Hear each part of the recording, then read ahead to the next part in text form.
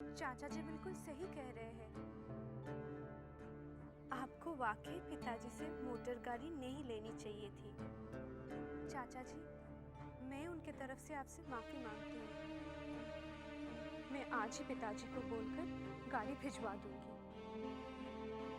आपकी इज्जत ही अब मेरी इज्जत है।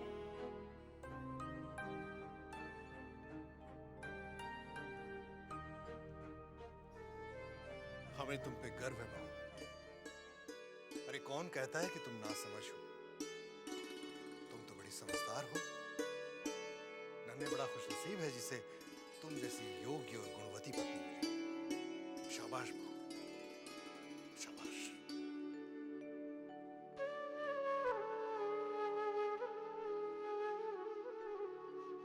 मैंने वही किया जो मुझे करना चाहिए, और आपको भी वही करना चाहिए जिससे आपके अपनों को दुख न पहुंचे। लीजिए चाय। धन्यवाद। अनु बाबू, आपने जैसा कहा मैंने बिल्कुल वैसा ही किया और जा करके दामाद जी को मोटर गाड़ी दे दी।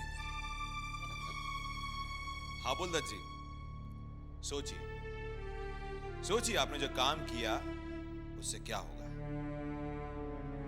मैं बताता हूं। आपने जो काम किया है उससे ना सिर्फ बड़े महल के लोगों को नीचा दिखाया है, बल्कि उनकी नाक हमेशा के लिए नीचे कर दी है। अब बड़े महल के लोग जब भी उस गाड़ी को देखेंगे, उन्हें अपनी हार का एहसास होगा।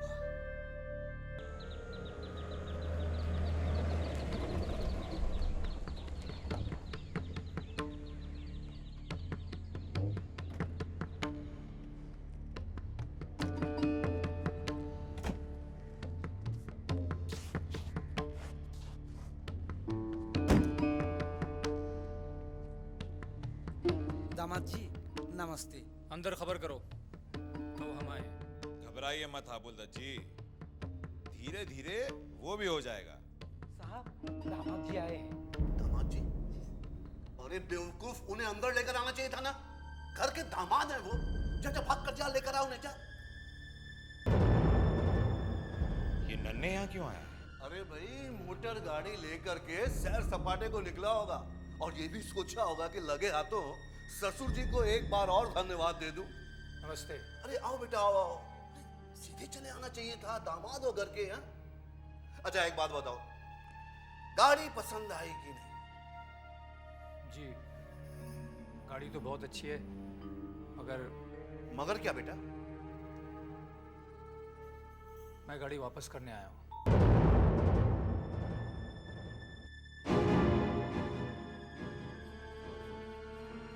लेकिन क्यों? क्योंकि मंजले चाचा नहीं चाहते। देखो बेटा, मैंने किसी के चाहने या ना चाहने पर तुम्हें वो गाड़ी नहीं दी है। तुम्हें पसंद थी इसलिए मैंने तुम्हें दी।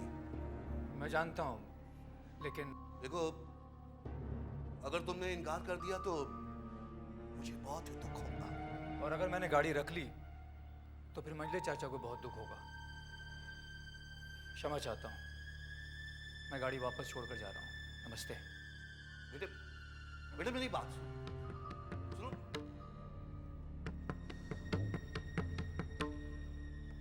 भले ही मेरा ये वार खाली चला गया हो, मगर अगला वार खाली नहीं जाने दूंगा। ये तू क्या कह रही है? मैं सच कह रही हूँ बड़ी माँ, नन्हे बाबू मोटर गाड़ी वापस कराए हैं। जरूर मजले ने कुछ बुरा भला कहा होगा। अरे मेरे नन्हे को मोटर गाड़ी दिला देता तो ये नौबत ही नहीं आती। नहीं नहीं बड़ी माँ, नन्हे बाबू ने मजले बाबू के कहने पर मोटर गाड़ी वापस नहीं की। तो फिर किसके कहने पर की है? अपने बहू के कहने पर। क्या?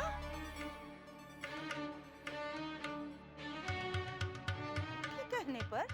चाची, मैंने वही किया जो मुझे करना चाहिए था। अपने से बड़ों का आदर करना हमारा कर्तव्य है। उनकी बातों को मानना हमारा धर्म है। छोटी, देख हमारी चारू क्या समझदारी की बातें कर रही हैं। हाँ दीदी, लगता ही नहीं कि हमारी पुरानी चारू है। सच बता, इतनी समझदारी की बातें कहाँ से सीखी रे? अपनी माँ से और आपसे। मुझसे? हाँ छोटी चाची, आपके दिल में जो प्यार है वो मैंने पहले कभी नहीं देखा। आप ही से तो मैंने सीखा है सब कुछ। हमारी छोटी है ही ऐसी।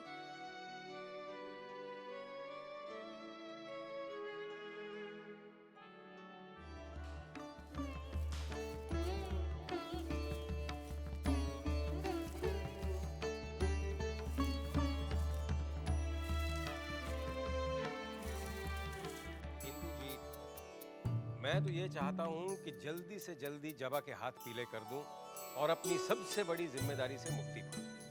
भाई साहब, मेरा बस चलता तो जवा को कल ही दुल्हन बना कर ले जाए, मगर हमें तो पंडितों के हिसाब से चलना पड़ता है। लेकिन आपने बताया नहीं कि पंडित जी ने कौन सी शुभ तारीख का मुहूर्त निकाला है।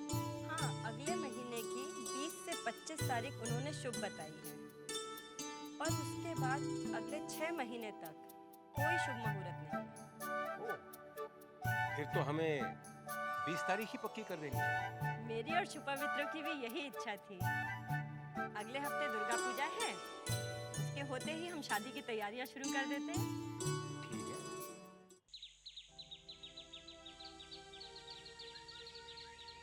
भाई साहब ये पता बता देंगे? ये सीधा जाकर दाएं मुड़ जाइए, वहीं पर उनका घर है।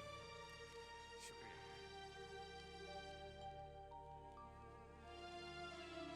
बस तो भाई साहब, हम 20 तारीख के न्योते मेहमानों में बंटवा देते हैं। बिल्कुल इंदु जी, नेक काम में जरा भी देर नहीं होनी चाहिए।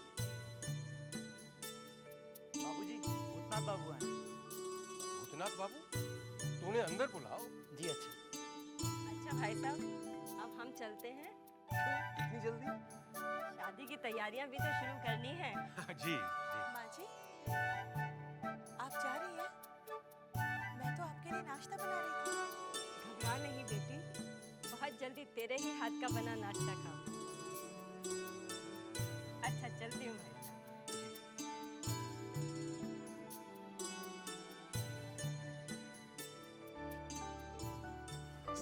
नमस्ते भूतनाथ, आपका परिचय करा दो। ये है भूतनाथ, और भूतनाथ ये है सुमित्र की माँ जी। बहुत कुछ तुम्हारे बारे में सुना है मैंने। अच्छा भाई साहब, मैं चलती हूँ। आओ भूतनाथ, आओ। कैसी तबीयत है आपकी? तबीयत पहले से बेहतर है। पता ढूंढने में काफी दिन लग गए। ओहो, शिकायत बाद में करना, थोड़ी देर इन्हें आराम तो कर लेने दें।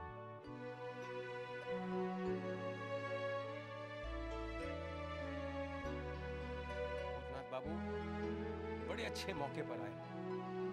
सुमित्र की माँ इन दोनों की शादी की तारीख पक्की करने आई थी, अगले महीने की 20 तारीख। सच कहता हूँ भूतनाथ बाबू, ऐसा लग रहा है जैसे मेरे सर से बहुत बड़ा बोझ धीरे धीरे कम होता जा रहा है। मगर शादी में वक्त बहुत कम है और काम बहुत ज्यादा है। जी घबराइए मत, सब ठीक हो जाएगा। भाई साहब, आपको दीदी बुला रही है।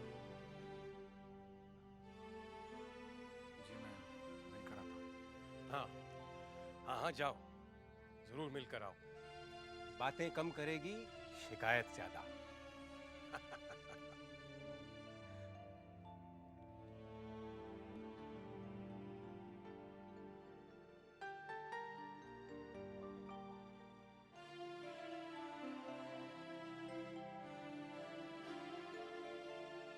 पिताजी से ही मिले आएंगे।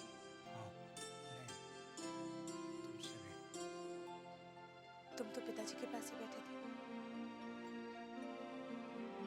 जवाब मुबारक हो। किस बात के लिए?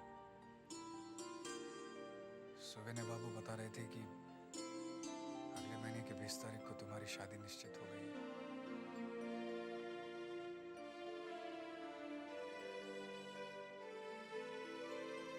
तुम्हें देखकर लग रहा है कि तुम्हें ये सुनकर खुशी नहीं हुई। खुश क्यों नहीं होऊंगा? तुम्हारा घर बस जाए, तुम खुश रहो, बस मुझे और क्या चाहिए? जो चाहिए उसका जिक्र तो तुम कभी करोगे नहीं। सच कहूं, मैं तुम्हें कभी समझ ही नहीं पाई। सच तो ये भी है कि मैं भी तुम्हें कभी समझ नहीं पाया। समझने की कोशिश करती हूँ, तो शायद समझ पाते।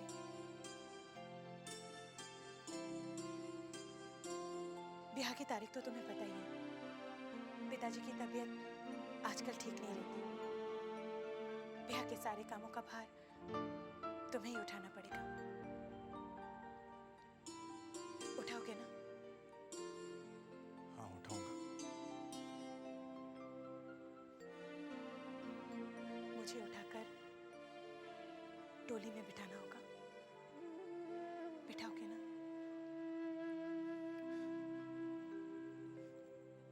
कहार बनकर कुछ देर ले जाना होगा। ले जाओगे ना? ले जाऊंगा।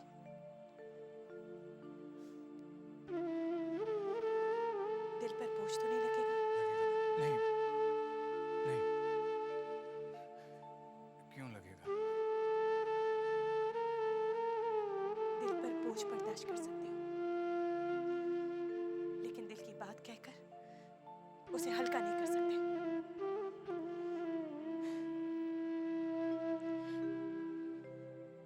मैं चली जाऊंगी तो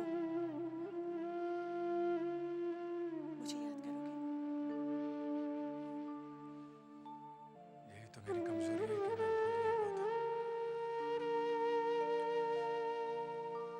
चलता हूँ। मेरे लायक कोई भी काम हो तो जरूर बताना। अब बताना क्या है? अब तो तुम्हें रोज आना है।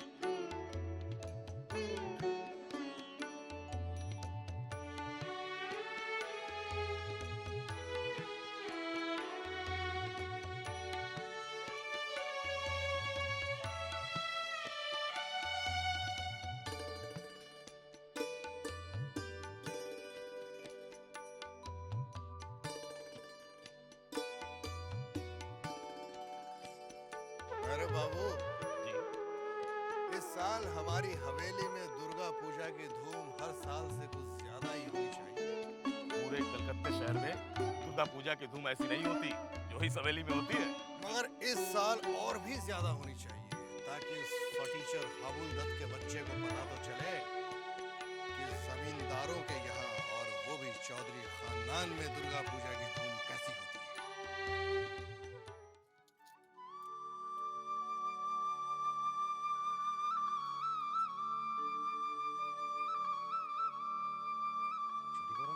साले साहब मिलने आए।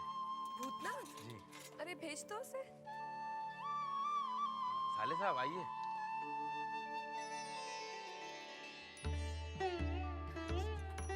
खड़ा क्यों है? बैठ ना। आपके पास एक काम से आया था। बता, क्या काम? मेरे पास कोई बक्सा तो है नहीं, इसे आप अपने पास रख लीजिए ना। क्या पैसे हैं? जी हाँ, सुगेने बाबू ने मुझे 500 रुपए दिए। ये ले कुंजी, जाके तिजोरी में रख दे। जब भी जरूरत पड़े आके ले जाना। नहीं छोटे बाबू, आप रख दीजिए ना। अरे जाना, क्यों परेशान करता है? मैं बैठी हूँ ना, चल जा।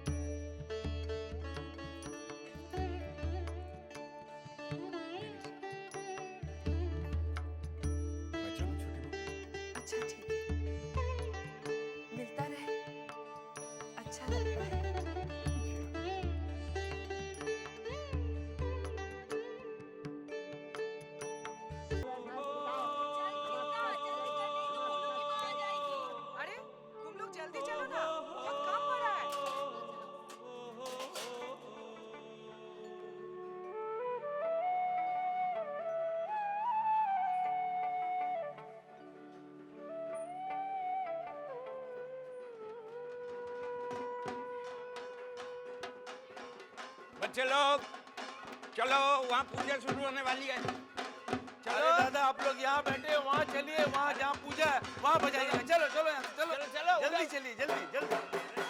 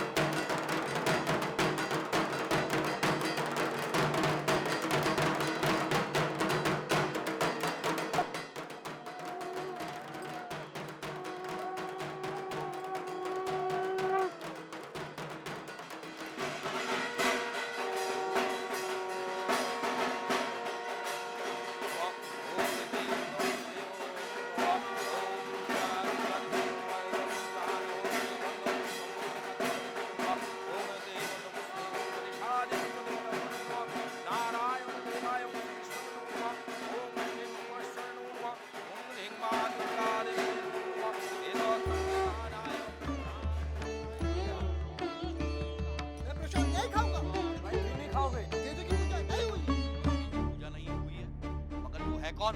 मैं हूँ हाबू। हाबू? हाबू कौन? कहाँ रहता है? जरा हुलिया तो देखो, लगता है कोई पागल है, अछूत भी हो सकता है। अरे भाई कोई है? बुलाओ किसी को। अरे भगाओ इसको, जल्दी से भगाओ यार, निकल। रुक जाओ, जब तक पूजा नहीं हो जाती मैं नहीं जाऊंगा। अरे मसले बाबू आ गए। क्या तमाशा लगा रखा है? सरकार, तमाशा ये पागल कर रहा है। कहता है देवी की पूजा नहीं हुई, प्रसाद नहीं। कौन है ये? खुद को हाबू कहता है। अरे, प्रसाद नहीं खाता। देवी की प्राण प्रतिष्ठा नहीं हुई। रोहित, ये लड़का क्या कह रहा है? हुजूर, इस पागल की बातों पर मत जाइए। मैं सही कह रहा हूँ, देवी की प्राण प्रतिष्ठा हुई नहीं। क्यों रे, तूने कैसे जाना कि प्रतिमा की प्राण प्रतिष्ठा नहीं हुई? देवी ने भोग ग्रहण किया ही नहीं। मछली मालकिन, पूजा नहीं हुई। क्या कह रही है तू? मैं नहीं, एक बच्चा कह रहा है कि दुर्गा माँ ने भोग ग्रहण ही नहीं किया। अच्छा, ये तो बहुत ही आश्चर्य वाली बात है। जी हाँ छोटी बहू रानी, वहाँ पर बहुत सारे लोग इकट्ठा हो गए हैं।